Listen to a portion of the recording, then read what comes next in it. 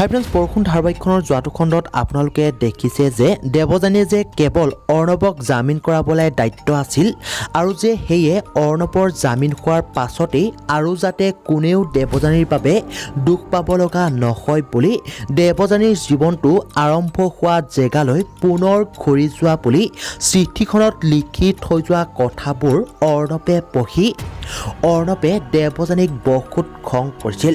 এতিয়া বাৰু অৰ্ণৱে দেৱযানীক খং কৰিলেও দেৱযানীৰ অবিহনে জানো শান্তিৰে থাকিব পাৰিবনে, নে নতুনকৈ জীৱনটো পুনৰ জীয়াবলৈ আৰম্ভ কৰিব জানিবলৈ পাব আজিৰ আহিব লগা খণ্ডটিত। আৰু আনফালে দেৱযানীয়ে নিজে বৰমাকক কিবা অপকাৰ কৰিব বুলি ৰাজাহেঁতৰ ঘৰলৈ ঘূৰি যোৱাত ৰাজাই দেৱযানীৰ লগত বিয়া কৰাৰ সৌভাগ্য হ'ব বুলি বহুত আনন্দ পাব।